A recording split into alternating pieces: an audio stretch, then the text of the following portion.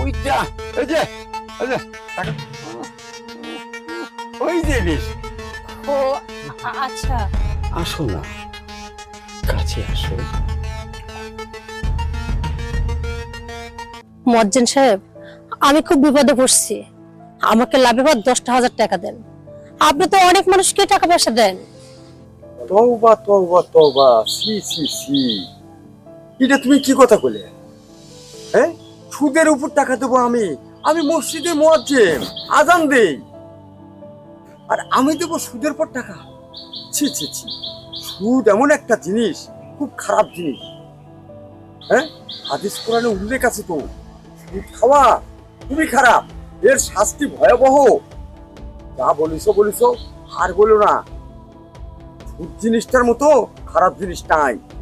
এই সুদ, নেশা, মদ, এগুলি কিন্তু সব একই হারাম।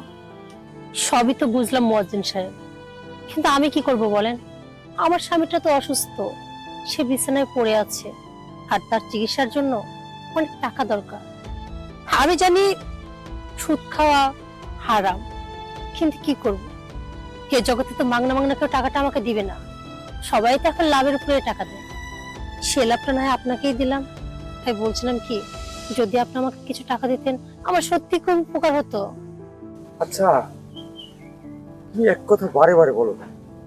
আমি তো তোমাকে বললাম, আমি একজন মসজিদের মুয়াজ্জিন, আমি 5টা ওয়াক্ত আজান দেই, নামাজের জন্য সবাইকে আহ্বান করি। আর আমি যদি সুদের ব্যবসা করি, এটা মানুষ শুনলে বলবে কি?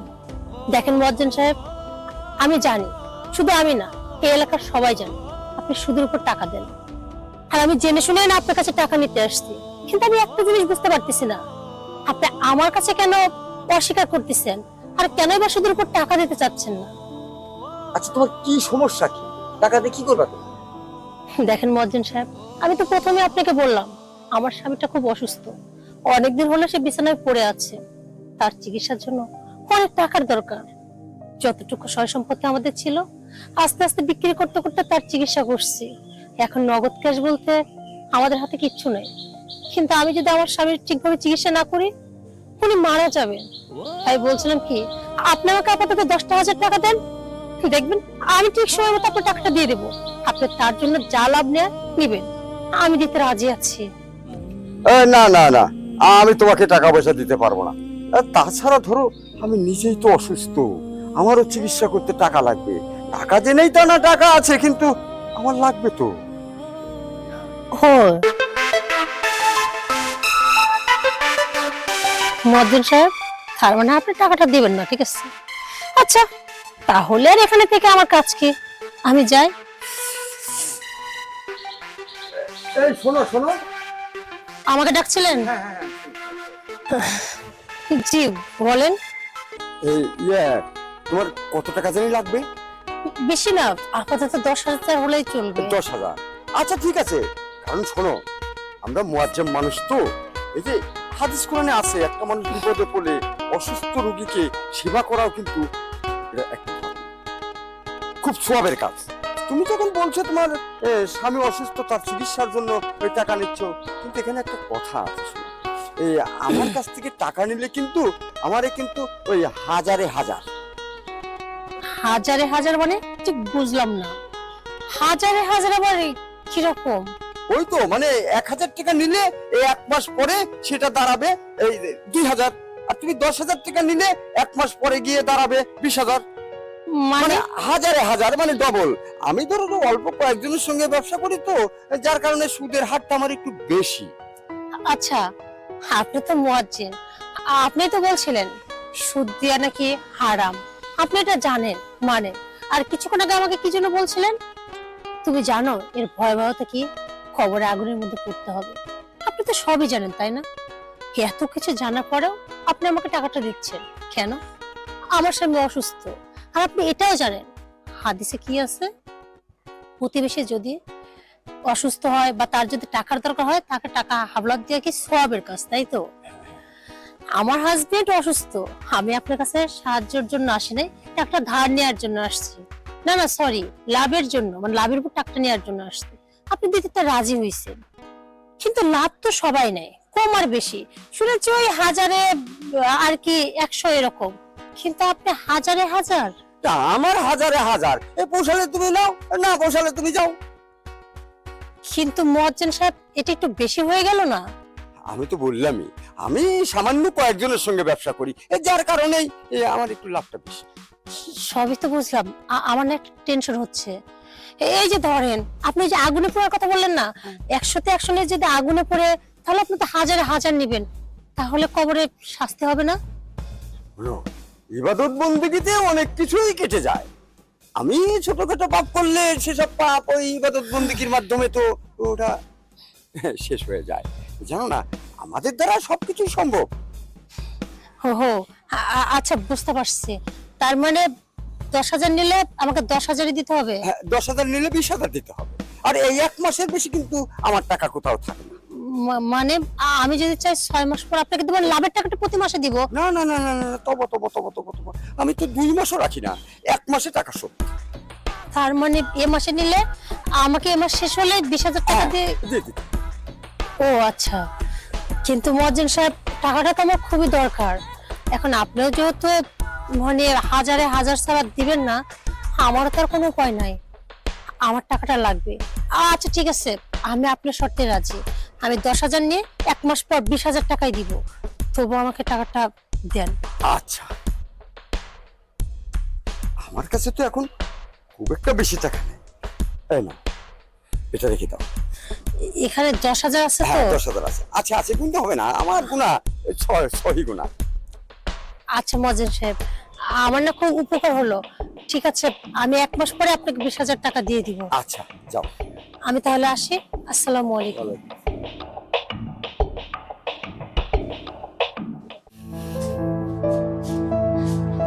এই দেখো, মুয়াজ্জিন সাহেবের থেকে আমি 10,000 টাকা নিয়ে আসছি। আমি ওনার থেকে টাকা চাইতে উনি দিয়ে দিল। যদিও টাকাটা লাভের উপর নিয়ে আসছি। উনি তো প্রথমে টাকাটা দিতেই চাইছিল না, অনেক বলে বোঝানোর পর উনি রাজি হয়েছে। কিন্তু 1 মাসের মধ্যে না ওনাকে আবার 20,000 টাকা ফেরত দিতে হবে। আমি সত্যি জানি না 1 মাস পরে এতগুলো টাকা আমি কিভাবে জোগাড় করব। কিন্তু কি করার বলো, তুমি তো অসুস্থ, আর তোমার জন্য না আমি সব কিছু করতে পারি। তুমি জানো কত স্বপ্ন ছিল, আমরা সুন্দর একটা সংসার করব, আমাদের একটা বাচ্চা হবে, তাকে মানুষ করব। কিন্তু দেখো, এক নিমিষে না আমাদের স্বপ্নগুলো সব শেষ হয়ে গেল। তুমি এই তো দিব্যি সুস্থ ছিলা, হুট করে যে তোমার ব্রেন টিউমার হবে এটা কে জানতো? তবুও দেখো, ওই উপর আলো না তোমার দিকে মুখ তুলে তাকাইছে। আমরা বুঝতে পেরেছিলাম তোমার ব্রেন টিউমার হয়েছে, তারপর তোমার অপারেশন করা হলো। কিন্তু দুঃখের বিষয় কি জানো তো, সবকিছু বেঁচে কিনে তোমার অপারেশন করার পরে ডক্টর বলছে তুমি বাঁচতেও পারো, মরতেও পারো। এই যে দেখো, আমি এত কথা বলতেছি, তুমি আমার কোনো কথার উত্তর দিচ্ছ না কেন? হ্যাঁ, আমার কতটা কষ্ট লাগতেছে তুমি বুঝতে পারতেছো? আমার খুব ইচ্ছা করে তোমার সাথে আগের মতো কথা বলতে, কিন্তু তুমি তো আমার কথার উত্তরই দাও না। আমি সত্যি জানি না তুমি শুনতে পাও কি পাও না। আচ্ছা, তুমি কি কখনো সুস্থ হবে না আবার সে আগের মতো, আমরা যেভাবে ঘুরতাম ফিরতাম গল্প করতাম? শোনো, আজকে তুই 10,000 টাকা ধার করে নিয়ে আসছি লাভের উপর। আমি জানি না এভাবে আর কতদিন আমি চলতে পারবো, কিন্তু আমি যতক্ষণ বেঁচে আছি, আমার শরীরের শেষ রক্তবিন্দু দিয়ে হলেও আমি তোমাকে বাঁচিয়ে রাখবো। ওই উপরওয়ালার কাছে না আমার কিচ্ছু চাওয়ার নেই, শুধু চাই তুমি সুস্থ হয়ে যাও, ভালো হয়ে যাও, আবার আগের মতো হয়ে যাও। খবরদার, তুমি কাঁদবা না, তোমার না বলছে তোমার কিচ্ছু হবে না। তুমি যদি এভাবে কান্না করো না, তাহলে আমি কি করব? আমি নিজে কিভাবে শক্ত রাখবো বলো? কাঁদবা না। শোনো, কথা বলতে বলতে আমি ভুলে গেছি, তোমার তো ওষুধ খাওয়া হয়নি। ওষুধটাও তো ফুরে গেছে, আর সকাল থেকে তো তুমি কিছু খাওনি। আচ্ছা, তুমি এখানে চুপচাপ শুয়ে থাকো, আমি তোর খাবারটা নিয়ে আসছি। হ্যাঁ, আবার একটু বাজারও যেতে হবে ওষুধ নিয়ে আসার জন্য। আচ্ছা ঠিক আছে, তুমি এখানে শুয়ে থাকো, আমি এক্ষুনি যাই তোমার জন্য খাবারটা তৈরি করে নিয়ে আসছি। তারপর খাবারটা খায় আমি ওষুধ নিয়ে আসতে যাবো, ঠিক আছে?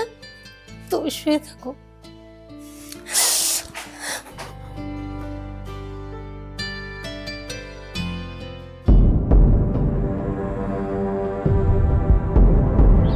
মুয়াজ্জিন সাহেব, আপনি লোক পাঠিয়েছিলেন ডাকার জন্য, তাই আসলাম। ডাক পড়ি তো, আজ 1 মাস পার হয়, 3 দিন বেশি হয়েছে।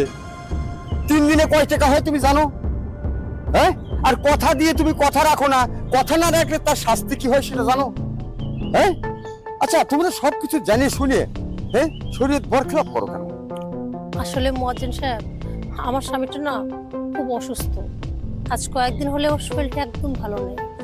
এই অবস্থায় ওকে বাড়িতে একা রেখে আমি আসলে আপনার সঙ্গে দেখা করার জন্য আসতে পারছিলাম না। আর তাছাড়া আপনি তো আমাকে বলেছেন 1 মাস পর টাকাটা দেওয়ার কথা, আমার কিন্তু সেটা খেয়াল আছে, কিন্তু আমি তো এখনো 20,000 টাকা জোগাড় করতে পারিনি। আর 20,000 টাকা নিয়ে আসলে আপনার কাছে এসে বা আমি কি করব? এর কারণেই আসলে আমি আসিনি। আপনি তো জানেনই আমার স্বামীটা যেহেতু অসুস্থ, বাড়িতে ইনকাম করার মতো কোনো মানুষ নেই। আমি এমনিতেই খুব টানাটানির মধ্যে আছি। তারপরে বিশ্বাস করেন, আমি কিন্তু চেষ্টা করতেছি। আমি কয়েকজনকে বলেও রাখছি, যদি টাকাটা পাই তাহলে এসেই সঙ্গে সঙ্গে আপনাকে আমি দিয়ে যাব। আপনি আমাকে আর কয়েকটা দিন সময় দেন। আর হ্যাঁ, ওই যে 3 দিনের যে কথা বলছিলেন না, আমি আপনাকে 20,000 টাকা দিয়ে দেবো। ওই 3 দিনের টাকার কথাটা বললেন না। আপনি তো বুঝতেই পারতেছেন আমি কি সমস্যার মধ্যে আছি। 3 দিন বাড়তি হয়ে গেছে। আমার অবশ্য উচিত ছিল আপনাকে আগে এসে বলা যে আমি আসলে টাকাটা জোগাড় করতে পারিনি, কিন্তু বিশ্বাস করেন আমি আপনাকে ঠিক টাকাটা দিয়ে দিব। আপনি দয়া করে আর আমাকে 1টা মাস সময় দেন, আমি ঠিক এর মধ্যে আপনার লাভ সহ সমস্ত টাকা দিব।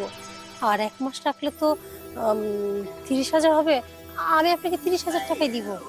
না, ওই ইমোশনাল কথা কয়ে আমার তুমি ভুলে বের পারবে না। হ্যাঁ, 1 মাসের টাকা দিবে পারো না, আবার 30,000 টাকা দিবে? হ্যাঁ, ওই সমস্ত 9-6 কথা আমার কাছে চলবি না। 1 মাসের বেশি আমি টাকা রাখি না। 1 মাস পার হয়ে গেছে, আমি 3 দিন বাদ দিলাম। আমাকে ওই 1 মাসের টাকাটা একবারে দিয়ে দাও। কোন দিন দিবে আমি তা জানি না, টাকা দিয়ে কথা কও। দেখেন মুয়াজ্জিন সাহেব, আপনার রাগার যথেষ্ট কারণ আছে। আপনার জায়গায় আমি থাকলে হয়তো এভাবে রেগেই যেতাম, কিন্তু আমি কি করব বলেন? আমি তো নিরুপায়। আমার কাছে টাকা থাকলে কি আপনার লোক পাঠাতে হতো, নাকি আমাকে ডেকে এত কথা বলতে হতো? আর কেউ কখনো ইচ্ছা করে কারো কাছে ঋণে থাকতে চায়? আপনার টাকাটা পরিশোধ করতে পারলে আমার নিজের কাছে একটু স্বস্তি লাগতো, কিন্তু আসলে টাকাটা যেহেতু জোগাড় করতে পারিনি, এর চেয়ে আমি কি করব বলেন? আমি আপনার হাতে ধরছি, ওই জন্য আপনার পায়ে ধরে ক্ষমা চাবো, তবু আমাকে 1টা মাস সময় দেন। টাকার ঘাও কলজের কাছে, তুমি সেটা জানো না? আর তোমার মুখে 9-6 কথা কে? হ্যাঁ, এই কথা 2 হলে তার শাস্তি কি হয় মরার পরে তুমি জানো? হ্যাঁ, তার কঠিন শাস্তি, ভয়াবহ শাস্তি, যা তুমি এখনো টের পাও নাই। শোনো, তুমি টাকা দেওয়ার লোকটা যা বুঝতেছি, তুমি করছাও আবার 1 মাস, তারপরে টাকা হবে 30,000। হ্যাঁ, 30 কোলে টাকা দাঁড়াবি 40,000। এই যে 20,000, 20,000 টাকা কত হয় আর 1 মাসে যায়? 40,000। সুদের সুদ, তেষ্টা সুদ, এটা কথা আছে না? আমি সুদ খাই নে, যদি খাই পেট ভরিয়েই খাই। তো শোনো, তুমি টাকা দিবে পারবে না, তার সাথে এক কাম করো গা। কি কাজ? তোমাকে আমি একটা ভালো বুদ্ধি দেই, তোমার যা আছে তুমি তাই দাও। কিন্তু আমার তো কিছু নাই।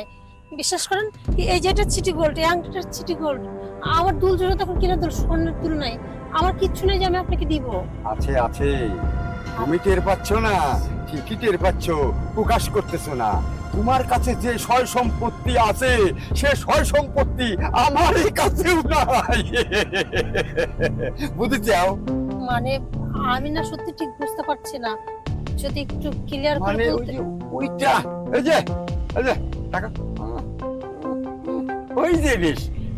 ও আচ্ছা, তার মানে আপনি বলছেন আমি আপনাকে সময় দিলে? এই সময় সময় সময়, বাংলা জিনিস তো ওই জন্য আমার মনে আসে না। এই সময় দেওয়া, হ্যাঁ তাহলে টাকা পরিশোধ? হ্যাঁ পরিশোধ, টাকা দিতে হবে না। কিন্তু মুয়াজ্জিন সাহেব, এটা তো ইসলামে হারাম। আরে ইবাদত বন্দেগী করলে সবকিছু ঠিক হয়ে যায়।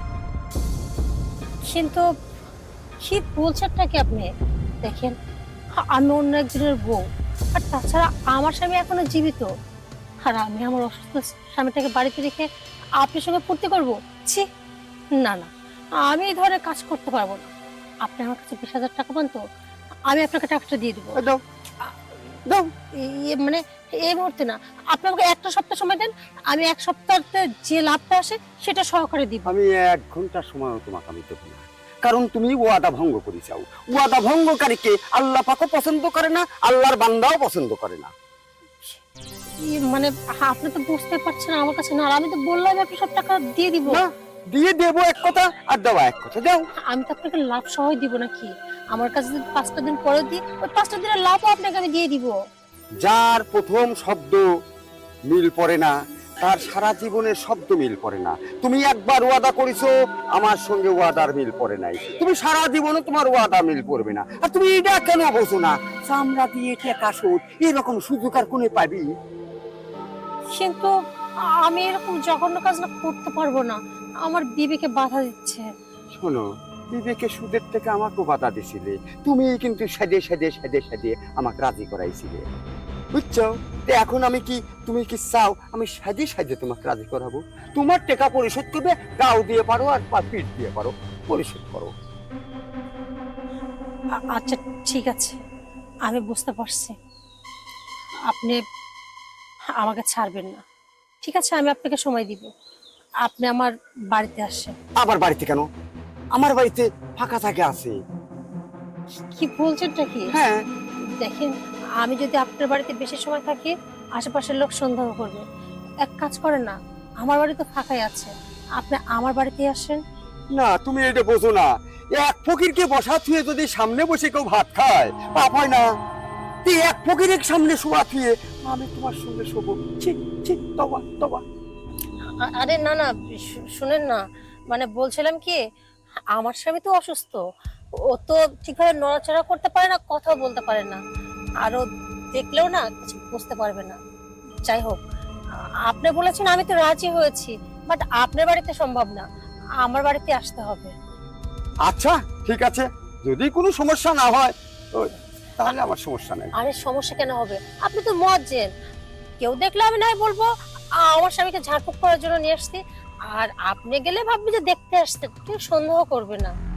আচ্ছা ঠিক আছে, তাহলে আমি আজকে যাব। আচ্ছা ঠিক আছে, আমি তাহলে এখন আসি, আর বেশিক্ষণ না এখানে দেরি করা ঠিক হবে না। আচ্ছা, আমি কিন্তু বিকালে আসতেছি। আচ্ছা।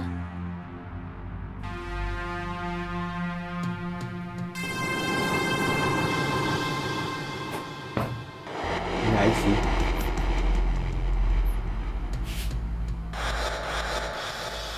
আচ্ছা, এখানেই।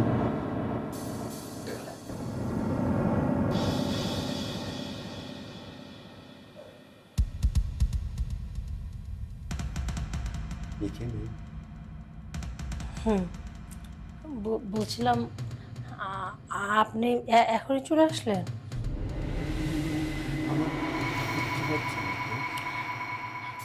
আরে শুনেন না, বলছিলাম আমরা একটু গল্প করে নিই না, তারা কিসের?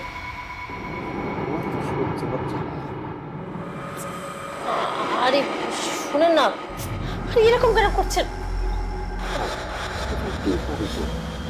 দেখেন, আমার স্বামীটা আমার পাশে আছে। থাকে, তুমি তো বলে বললেও বলে পারবে না, কিছু বলবে না।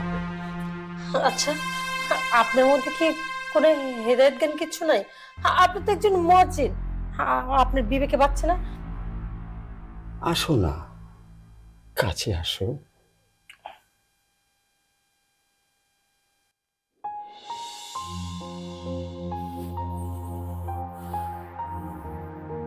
বাবা!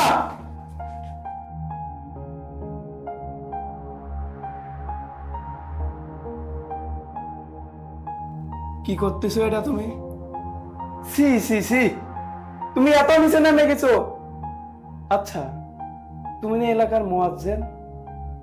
মুয়াজ্জিন মানে কি জানো? হ্যাঁ, আর তুমি কি না এলাকার একটা মুয়াজ্জিন হয়ে, একজন সম্মানিত ব্যক্তি হয়ে, তুমি তোমার নিজের মেয়ের বয়সী মেয়ের সাথে এত জঘন্য কাজ করতেছো? তুই যেটা মনে করছিস সেটা না। ওদের কয়টা টেকা পাইতাম তো, সেই টেকা কয়টা লিবে রাখছি। বাবা, আমি নিজের চোখে যেটা দেখছি সেটাও তুমি ভুল বলতে চাচ্ছ? হ্যাঁ, আমার নিজের চোখকে তুমি অবিশ্বাস করতে বলো? না বাবা, তুমি যেটা করছো আমি ঠিক সেইটাই দেখছি। আচ্ছা, তুই একটা সত্যি কথা কত, আমি হেনে তুই জানলো কিরম করে? সব সত্যি কথা আমি আপনাকে বলছি। এই যে আপনার ছেলে যে এই জায়গা, আমি ওকে খবর দিয়ে এখানে নিয়ে আসছি। কেন জানেন? আপনার আসল চেহারাটা আপনার ছেলেকে দেখানোর জন্য। এই যে আপনি এলাকার মুয়াজ্জিন, আপনাকে সবাই সম্মান করে, আমি নিজেও আপনাকে সম্মান করতাম। ভাবতাম যারা মুয়াজ্জিন তারা 5 ওয়াক্ত নামাজ পড়ায়, মানুষকে ধর্মের পথে আহ্বান করে, সঠিক পথ দেখায়। কিন্তু আপনি যে এতটা নিকৃষ্ট, এটা আমি কল্পনাও করতে পারিনি। আপনাদের মতো মানুষ এই সমাজের জন্য কতটা যে বিষাক্ত সেটা আপনাকে দেখে আমি বুঝতে পারলাম। যারা মুয়াজ্জিন তারা মানুষকে ভালো পথ দেয়, অথচ দেখেন আপনার বাবা সেখানে সুদের উপর টাকা নেয়।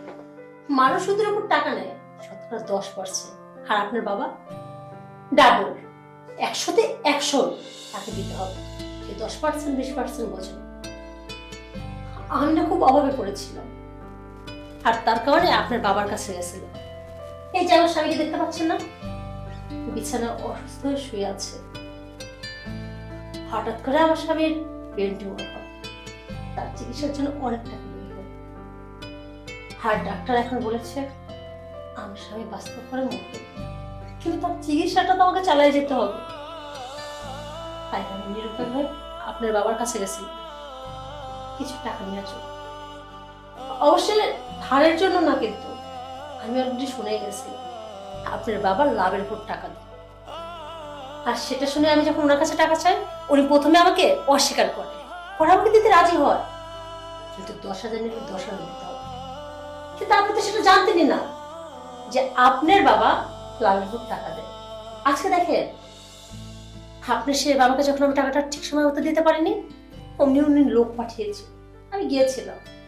আর এই যে আপনার কাছে যখন আমি গেছিলাম না, অনেক ভালো মনে গেছিলাম, কিন্তু আমি না কখনো কল্পনাও করতে পারিনি আপনি এতটা নিকৃষ্ট। আপনি আমার বাবার বয়সে মানুষ, আপনি কিভাবে পারলেন বলেন তো আমাকে বাজে একটা প্রস্তাব দিতে? আমার স্বামী জীবিত, হয়তো আমার স্বামী অসুস্থ, অথচ আপনি কি বললেন? গা দিয়ে আপনার টাকাটা পরিশোধ করি। আজকে আমার জায়গায় যদি আপনার নিয়ে থাকতো, আপনি এই কথা বলতে পারতেন? ছি! যখন আপনার বাবা এই কথাটা আমাকে বলল, আমি তখন মনে হলো মাটির নিচে কেড়ে যাচ্ছি, আকাশটা যেন আমার মাথার উপর ভেঙে পড়লো। আমি কি করবো বুঝতে পারছিলাম না। ওনাকে বোঝানোর চেষ্টা করলাম, আমাকে 1 মাস সময় দেন, আমি আপনাকে লাভ সব ফেরত দিব। উনি রাজি হলেন। উনি আমাকে এমন চাপ দিল, বাধ্য হয়ে আমি হ্যাঁ বললাম। তারপর ভাবলাম কি করা যায়। তখন মনে পড়লো সমাজের প্রত্যেকটা মানুষ তো খারাপ না। আপনার বাবা এতটা নিচু হয়ে গেছে সেটা আপনি জানেন। তাই আমি আপনাকে খবর দিই এবং আসতে বলি আপনার বাবার আসল চেহারা দেখানোর জন্য। আর আপনি আমাকে কি বলছিলেন? আপনার বাবা তো সুদের কোনো কারবারই করে, সে তো সৎ মানুষ, মানুষকে ভালো পথের দিশা দেয়। দেখলেন তো আপনার বাবা কি সুযোগের সৎ ব্যবহার করছে। আর আপনার এই চেহারাটা দেখানোর জন্যই আপনার এই ছেলেকে আমি এখানে ডেকে নিয়ে আসছি। আশা করি এখন নিশ্চয় বুঝতে পারছেন। আজকের পর থেকে ভুলে যাব যে তুমি আমার বাবা। তুমি থাকো, আমি গেলাম। বাবা দাঁড়া, আসলে আমি অনেক বড় ভুল করে ফেলেছি রে বাবা। মারে, তুই আমাকে ক্ষমা করে দিস। আমি যে কাজটা করেছি, আসলে কোনো মানুষের মধ্যে একটু একটু মনুষ্যত্ব থাকলেও সেই মানুষটা এই ধরনের কাজ করতে পারবে না। কিন্তু জানিস কি মা, লোভ লোভ মানুষকে ধ্বংস করে। আর সেই লোভে আজকে আমি ধ্বংস হয়েছি। আমি অন্য দিক দিয়ে ধ্বংস হইনি, তোর কাছে ছোট হয়েছি, আমার সন্তানের কাছে ছোট হয়েছি, এবং এমন ছোট হয়েছি এর চাইতে ছোট আর কেউ হয় না। আসলে আমি একজন মুয়াজ্জিম, আমার উচিত হয়নি সুদের কারবারটা করা, কিন্তু ওই যে বললাম টাকার লোভ, এই টাকার লোভ আমাকে পেয়ে বসেছে। আমি গোপনে গোপনে এই ব্যবসাটা করতাম। আমাদের মতো অনেক মুয়াজ্জিমই আছে যারা সমাজের বুকে ভালো মানুষ সেজে থাকে, কিন্তু ভিতরে ভিতরে তারা কোনো কিছু পালন করে না। মানুষকে বুঝায় এই পথে থেকো, এই পথে যেও না, কিন্তু সে নিজেই সেটা মানে না। তেমনি আমি, আমার ভিতরে লোক কাজ করেছে। তুমি যেদিন আমার কাছে টাকা নিতে গেলে মা, আমি সেই দিন থেকেই তোমার প্রতি আমার লোভের পাশাপাশি লালসার জন্ম নিয়েছি। ওই যে একটা কথা আছে না, কামরূপের তাড়না পৃথিবীতে যারা সহ্য করতে পারে না তাদের দ্বারাই অঘটন ঘটে। তেমনি আমি আমি আমি ওর ওজন সহ্য করতে পারিনি। আসলে একজন মানুষ হতে হলে মনুষ্যত্ব থাকলে সেই মানুষটা যেমন কোনো অন্যায় পথে যেতে পারে না, তেমনি কোনো খারাপ মানুষ সে কোনোদিন ভালো পথে সহজে আসতে পারে না। ওই যে একটা কথা আছে, লোভে পাপ আর পাপে মৃত্যু। আজকে ধরো তোমার প্রতি লোভ করে, টাকার প্রতি লোভ করে আমার কিন্তু মৃত্যু হয়েছে। তবে এই মৃত্যু আমার অনেক আগেই হওয়া উচিত ছিল, যেটা আমার ভিতরের অমানুষটার মৃত্যু, যেটা আজকে হলো। বাবা, তুই যদি আমাকে ছেড়ে চলে যাস, আমি কাকে নিয়ে থাকবো বল? আমার তো আর পৃথিবীতে কেউ নেই। হ্যাঁ, আমি ভুল করেছি, আর তুই যে কাজটা করেছিস আজ আমার বড় উপকার করেছিস। আমার ভিতরের মনুষ্যত্বকে ফিরিয়ে এনেছিস, যে মনুষ্যত্ব নিয়ে মানুষ বেঁচে থাকে। দেখিস বাবা, আজ থেকে আমার আর কোনো ভুল হবে না, কোনো রকমের লোভ থাকবে না। আমি একজন খাঁটি মানুষ এবং খাঁটি মুয়াজ্জিম হিসাবে এলাকায় চলবো। তো তোদের কাছে আমার একটা অনুরোধ, যা হয়েছে মা, এটাকে এখানেই মাটি দিও। সমাজের বুকে যেন আমি, মানুষের সামনে যেন আমি মুখ দেখায় চলতে পারি, এইটা তোমরা কারো কাছে বলো না। আমি তোমাদের কাছে কথা দিচ্ছি, আমি জীবনে আর এরকম ভুল হবে না। আমি জীবনে কোনো কিছুর উপর লোভ করবো না। আমি খাঁটি মানুষ হলাম, খাঁটি মানুষ হিসাবে বাঁচবো, খাঁটি মানুষ হিসাবে মৃত্যুবরণ করব। কিন্তু আসলে আমি আজকে যত ছোট হয়েছে তোমাদের কাছে, আমার মরে গেলেও এর চেয়ে ভালো হতো। আমি নিজেকে খুব ছোট মনে করছি। প্লিজ এইভাবে কান্নাকাটি করবেন না। তবে ভালো লাগতেছে এইটা ভেবে আপনার বিবেকের দংশন হয়েছে। আপনি আপনার ভুলটা বুঝতে পারছেন। তবে আমি কথা দিচ্ছি, আমার স্বামী চিকিৎসার জন্য আপনার থেকে যে টাকাটা নিয়েছে, আপনি যদি লাভ সহ চান আমি ফেরত দিব। তা না হলে মূল টাকা যদি নেন, আমি তাহলে মূল টাকাটাই দিই। না রে মা, আমি আর তোমার কাছে টাকা চাই না। আমি সঠিক নিয়মের পথে চলতে চাই। যেমন ইসলাম ধর্মে কি আছে, একজন অসহায় ব্যক্তি যদি একজন ধনী মানুষের কাছে যায়, সাহায্য প্রার্থনা করে, তার কিন্তু উচিত অসহায়কে সাহায্য করা। আমার আছে, আল্লাহ আমাকে দিয়েছে, আমি সেই হিসাবে তোমাকে আমি এটা সাহায্যের মধ্যে দিলাম। মারে, তোমাকে আমি যদি নিজের মেয়ের মতো দেখি, নিজের মেয়ে ভাবে। কেন তুমি আমার সাহায্য নিতে পারবে না? আমি দিয়েছি প্রয়োজনে তোমার স্বামীর চিকিৎসার জন্য আমি আরো দেব। তোমার যখন টাকার প্রয়োজন তুমি আমাকে জানাবে, আমি দেবো মা। সত্যি বলছে? হ্যাঁ। আমি নিতে পারি, কিন্তু একটা শর্ত। আমার স্বামী যদি সত্যি সুস্থ হয়ে যায়, তাহলে আমাদের সেই সময় হলে আমরা কিন্তু সমস্ত টাকা পরিশোধ করে দিই। আর হ্যাঁ, তখন কিন্তু আপনাকে নিতে হবে। আর আপনাকে বলছি, প্লিজ আপনার বাবার উপর রাগ করে থাকবেন। উনি তো আসলে ওনার ভুলটা বুঝতে পারছে। ওনাকে এবারের মতো ক্ষমা করে দেন। মানুষ তো মাত্রই ভুল করে। আসলে আপনাকে আমি শুধুমাত্র ডেকেছিলাম আপনার বাবা যেন তার ভুলটা বুঝতে পারে, তাই। এছাড়া আপনি বা আপনার বাবার মাঝখানে কোনো ভুল বোঝাবুঝি হোক, এরকম কোনো উদ্দেশ্য আমার ছিল। আর আপনারা তো দেখতেই পাচ্ছেন, আমি নিরুপায় হয়ে টাকা নিয়েছিলাম। আরো হয়তো আপনাদের সাহায্য আমার লাগবে। আর আপনারা যদি আমার পাশে না থাকে, সত্যি আমার স্বামীটাকে আমি সুস্থ করতে পারবো না। আচ্ছা, বলছিলাম কি, কিছু মনে না করলে আমি একটা কথা বলবো। বলছিলাম, যেহেতু আপনি আমাকে মেয়ের মতো বললেনই, তার মানে আজকে থেকে তো আমি আপনাকে বাবা বলে ডাকতেই পারি। আর আপনি আমার ভাই, আমাদের বাড়িতে যেহেতু আসছেন, হালিমকে গেলে কেমন দেখায় না? আপনারা বসেন না, আমার বরের পাশে বসে একটু কথা বলার চেষ্টা করেন। আমি আপনাদের জন্য খাবার রান্না করি। আজকে আমরা একসঙ্গে খাওয়া দাওয়া করবো। না রে মা, আর একদিন সময় করে আসবো। আজকে তাহলে যাই। আচ্ছা ঠিক আছে, আসবেন কিন্তু। বাবা চল।